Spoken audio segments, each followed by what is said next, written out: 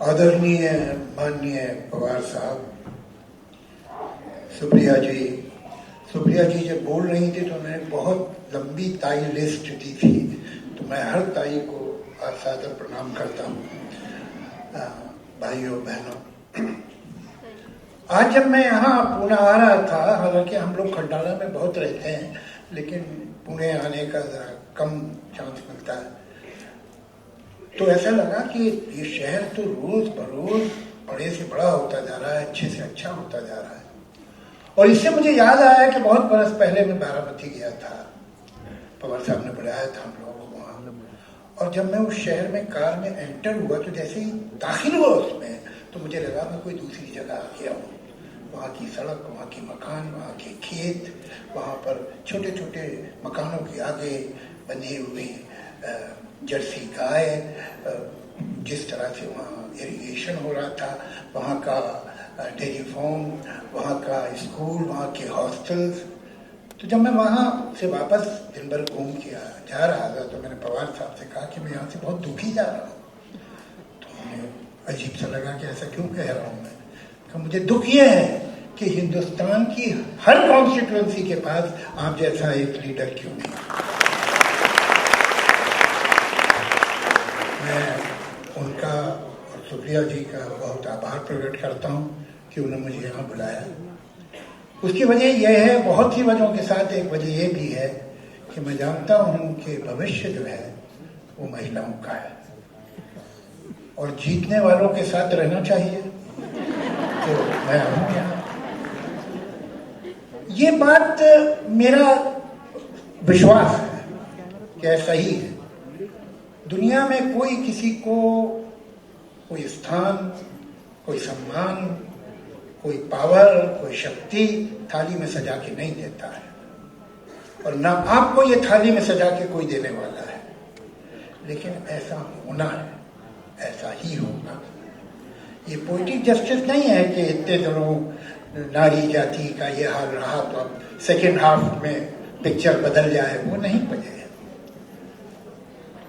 ये एक बड़ी लॉजिकल चीज है कि ये होने वाला है। दुनिया की दो रियलिटीज हैं जिनका ऐसे आप देखें तो कोई संबंध नहीं है, ये बिल्कुल अलग अलग है। एक कि हजारों साल तक बहुत सारी वजहों से, जिसे आप भी समझते हैं, हम भी समझते हैं, नारी जाति को बहुत कम जगह समाज में मिली। वो बाहर नहीं जा सकी, दूर तक नहीं जा सकी। तो जब देखने को कम हो तो कम में ज्यादा देखने की आंख बन जाती है। एक डिटेलिंग, आज हॉलीवुड में भी कॉन्टिन्यूटी गर्ल होती है, कॉन्टिन्यूटी बॉय नहीं होता, इसलिए कि उस लड़की की आंख जो डिटेल देख लेगी कि कहां क्या कम हो गया, क्या गलत हो गया, वो पुरुष की आंख नहीं देख सकती। उसे डिटेल की समझ। दूसरी एक और रियलिटी है जिसका इस बात से कोई संबंध नहीं था। टेक्नोलॉजी इंसान को एक ऐसी जगह ले आई है जहां सिर्फ डिटेल है। होता क्या है कि चाहे आप कोई पकवान बना रहे हो, आप कोई कपड़ा सी रहे हो, आप कोई कहानी लिख रहे हो, आप कोई बिल्डिंग बना रहे हो, हर काम शुरू होता है बोल्ड स्ट्रोक से। पिलर बनाए, फ्लोर्स बनाए, लेकिन जैसे जैसे बिल्डिंग कंप्लीट होना शुरू होती है उसमें डिटेल आती है। यहाँ शीशे की खिड़की लगेगी, उसमें स्क्रू ऐसा होगा, यहाँ वॉल पे ये पेंट होगा, ये वॉल स्मूथ होगी। धीरे धीरे जब भी जो भी काम, खाना जब आप बनाती है तो सब्जी काट रही है, डाल दिया, फिर धीरे धीरे जो वो पकती है उसे आप प्लेट में रखते हैं तो कैसे सजाते हैं, आहिस्ता आहिस्ता डिटेल आने लगती है हर चीज। आज साइंस ने तरक्की कर ली है कि वॉर भी फेदर टच बटन से लड़ी जाती है। तो वो जो ब्रॉन का, जो फिजिकल पावर का एडवांटेज पुरुष का था, वो तो जा चुका। कि कभी वो जहाज पे चप्पू चलाता था, कभी घोड़ों पे बैठ के दूसरे मुल्कों में युद्ध करने चला जाता था, वो सब खत्म हो गया। अब डिटेल और नुएंसेस चाहिए, और अननोइंगली, अनजाने में ये समाज कई हजार साल से इस औरत को इस काम के लिए तैयार कर रहा था। ये दो चीजें धीरे धीरे मिल रही हैं। आज आप चाहिए मिनिस्ट्रीज में, मैं क्योंकि कुछ कॉपीराइट वगैरह का काम करता हूँ, एक IPRS एसोसिएशन है जिसका मैं चेयरमैन हूँ, तो मुझे जाना पड़ता है कुछ मिनिस्ट्रीज में। कई बार ऐसा हुआ कि उनका जी सेक्रेटरी हैं और ज्वाइंट सेक्रेटरी हैं और डिप्टी सेक्रेटरी, तीनों से आपको एक साथ मिलना पड़ेगा। तो मैं चला गया, तो वहां 3 महिलाएं बैठी हुई। आज हर मिनिस्ट्री आपको भरी हुई दिखेगी औरतों से। कॉर्पोरेट वर्ल्ड में चली जाइए, आज वो गवर्निंग बोर्ड पे अभी नहीं है, वो लास्ट ग्लास सीलिंग है जो टूटने वाली है और टूटेगी। लेकिन आज आपको हैरत नहीं होती कि CEO कोई औरत है, आज से 25 साल पहले होती थी। भरी हुई है। और एक फर्क है, मैं जाता हूं कभी किसी ऑफिस में, देखता हूं कि लड़की सड़क हॉल को क्रॉस कर रही है पेपर हाथ में लिए हुए, उसकी चाल में एक बाउंस है, उसकी चाल में एक शक्ति दिखती है, शौक दिखता है काम का। ये उसकी ड्यूटी नहीं है, ये उसकी प्रिविलेज है, वो इंजॉय कर रही है काम करना। उसके मुकाबले में उधर से जो लड़का आता है वो थका हुआ, उसमें वो एनर्जी नहीं है, उसके लिए कोई बड़ी बात ही नहीं है, बरसों से हो रहा है या फिर करना पड़ रहा है, कर रहा है। उसने बंधन तोड़े नहीं है, इसलिए बंधन तोड़ के निकली है। और जब बंधन कोई तोड़ के निकलता है तो उसमें एक शक्ति होती है, तो शक्ति दिखाई देती है। तो आने वाला युग जैसे एक ग्रीक सिविलाइजेशन थी, रोमन सिविलाइजेशन थी, इजिप्शियन सिविलाइजेशन थी, मिंग सिविलाइजेशन थी, वक्त के साथ वो बिखर गई। ये 5-6 हजार साल का सिविलाइजेशन है, मैन सिविलाइजेशन। अब उसके बिखरने का समय आ गया है और वो बिखरना शुरू हो चुकी है, और उसकी जगह वुमन सिविलाइजेशन अब अभी आ होगी। उसको रोक नहीं सकते। उसके बारे में कुछ लोग, जब से दुनिया बनी है वक्त का पहिया आगे चल रहा है, और हर समय कुछ लोग रहे हैं जो पहिए को उल्टा घुमाने की कोशिश करते रहते हैं। आज तक तो कभी कामयाब हुए नहीं, अब क्यों हो जाएंगे? पहिया आगे ही जाएगा, लेकिन इसके मतलब नहीं कि हम पहिए को धक्का ना दें। सवाल यह है कि हम क्या कर सकते हैं, और खासतौर से एक महिला इसके लिए क्या कर सकती है। बहुत दूर तक आए हैं, बहुत दूर तक जाना है, अभी रास्ता आधा भी नहीं कटा है, इसमें खुश नहीं हो जाना चाहिए। मुझे याद पड़ता है कि चाइना में एक चिकन बनाने की डिश है। वो क्या करते हैं कि जैसे ही अंडे से चूजा निकला, उसको एक लकड़ी के केस में बिठा देते हैं और फिर मेवा खिलाते हैं। फिर वो धीरे धीरे मोटा होने लगता है, फंसने लगता है उस केस में, तो उससे बड़े केस में बिठाते हैं, फिर उसे मेवा खिलाते रहते हैं, फिर उससे बड़ा, फिर उससे बड़ा, पूरा चिकन हो जाता है मोटा सा, लेकिन वो जिंदगी में हिला नहीं, केसेस के अंदर ही रहा है। फिर जब उसे पकाया जाता है तो उसमें हड्डी नहीं होती, पूरे का पूरा चिकन ऐसे ही पिघल जाता है। हम अपनी बेटियों को ऐसे ही पालते हैं, हम उनकी हड्डियां ही नहीं बनने देते।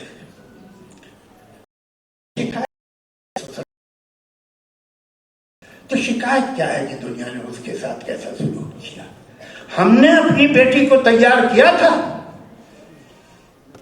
दुनिया के लिए, हमने उसे शक्ति दी थी, हमने उसको एम्पावरमेंट दिया था। समाज के ट्रेडिशन ये क्या कहेगा, वो क्या कहेगा, हमारी परंपरा ये है, हमारा रवाज ये है, इस चक्कर में आप अपनी बेटी को पावरफुली नहीं होने देते। इस समाज में बनती हैं जो लड़कियां यहां बैठे आप देख रहे हैं, इनके माता पिता ने इन्हें एम्पावर किया। क्या हम अपनी बेटियों को एम्पावर कर रहे हैं? ये बहुत अहम सवाल है। और अगर कर रहे हैं, मैं तो कभी अखबार में पढ़ता हूँ एक लड़की के साथ ये हो गया उसकी ससुराल में, मैं तो सबसे पहले माँ बाप को ब्लेम करता हूँ। सबसे ज्यादा जिम्मेदार माँ बाप है और कोई नहीं, उसका पति नहीं, उसकी सास और ससुर नहीं, माँ बाप। तुमने कैसी बेटी पाली थी? जो इतनी दुर्दशा को सह सकती और चुप रही और जल गई, वो पहले दिन वापस क्यों नहीं आई? तुम्हारा दरवाजा बंद था इसलिए। तुमने अपनी बेटी के लिए दरवाजा खोल के रखा है। दूसरी बात, हमें अपनी बेटियों को दूसरी तरह पालना होगा, उन्हें मजबूत बनाना होगा। ये सिर्फ एक पॉलिटिकल स्लोगन नहीं है, ये जिंदगी की रियलिटी है, ये सच्चाई है जिंदगी की। आपको एक और बात बताऊं, एक झूठ बहुत बरसों से चल रहा है। बाप आदरणीय नहीं क्या? मां के पैरों के नीचे जन्नत स्वर्ग है, बाप के पैरों के नीचे क्या है? जायदाद।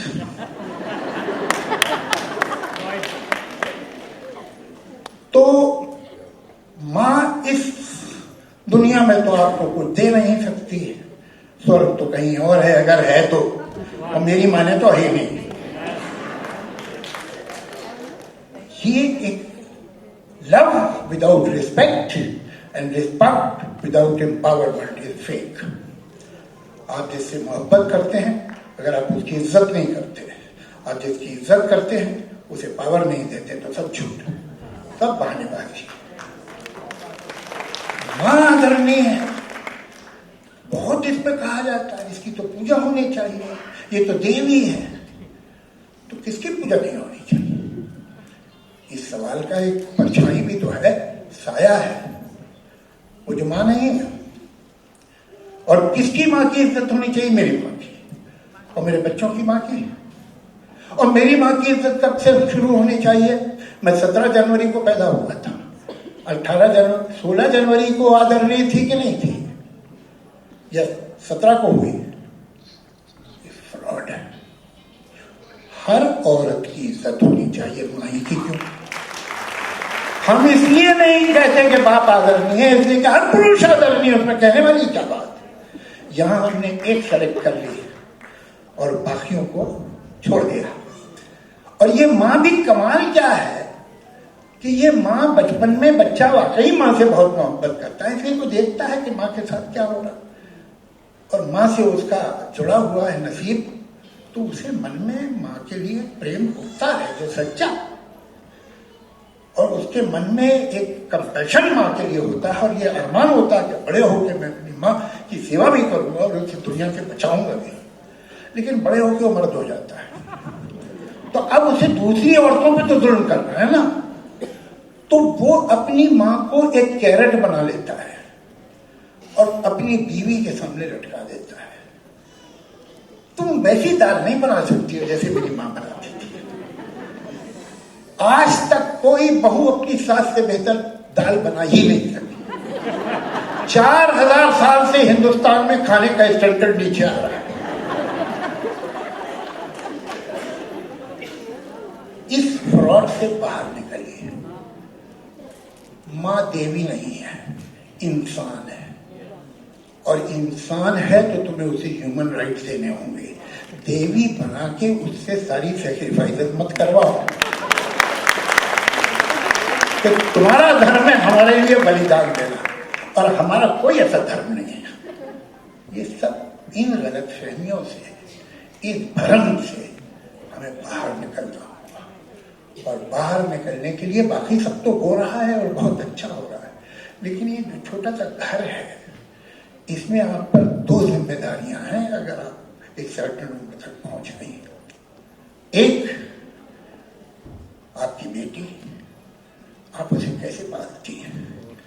दूसरी एक और बेटी है जो आपके हवाले की गई है, आपके शरण में दी गई है, जिसका नाम है आपकी बहू।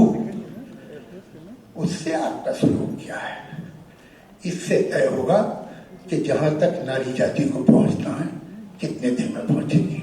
धन्यवाद। एबीपी माझा, उघडा डोळे बघा नीट।